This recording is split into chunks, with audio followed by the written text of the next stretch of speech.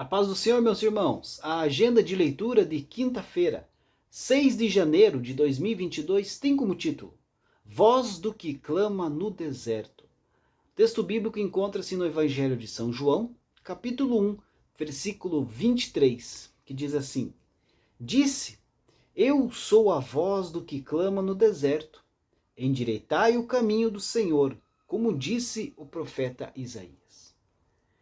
Essa profecia, queridos, foi dada lá em Isaías capítulo 40, versículo 3, que diz assim: Voz do que clama no deserto, preparai o caminho do Senhor, endireitai no ermo vereda ao nosso Deus. Nós sabemos que no contexto de Isaías, essa voz indicava aí um precursor, alguém que viria antes da chegada do Messias. Nos evangelhos, essa voz é identificada como sendo João Batista. Os 4 evangelistas pontuaram que João Batista era o cumprimento da profecia de Isaías, como consta lá em Mateus capítulo 3, versículo 3, Marcos capítulo 1, versículo 3, Lucas capítulo 3, versículo 4, e no texto que lemos hoje, João capítulo 1, versículo 23. A expressão clama traz aí a ideia de gritar, de fazer ouvir algo falado em voz alta, né? Uma mensagem proferida, proclamada.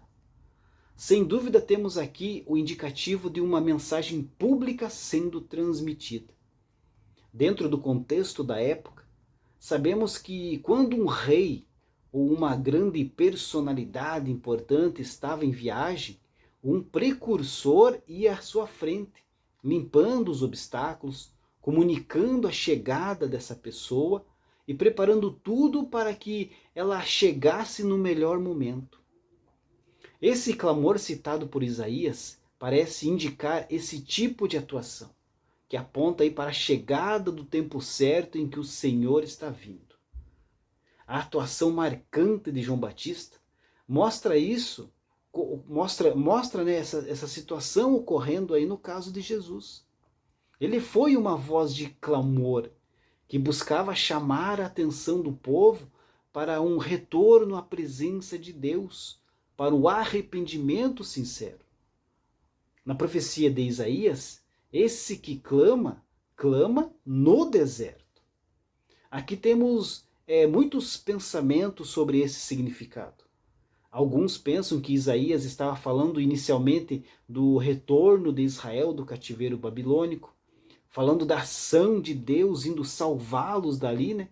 E claro, pensando aí na salvação futura trazida pelo Messias, que eles não sabiam quando viria, mas desejavam muito a sua vinda. Outros já pensam em uso totalmente figurado, né?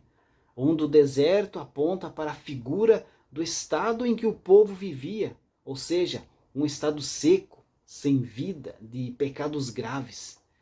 Seja como for, no Evangelho, João Batista é retratado pregando, clamando no deserto físico ali da região da Judéia.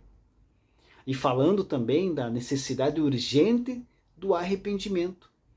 Isso então, queridos, pode indicar que deserto tenha um sentido duplo, né? Tanto de local físico quanto de condição, pois como observamos nas narrativas, o local onde João começa a clamar é enfatizado e a mensagem de arrependimento que ele levava também.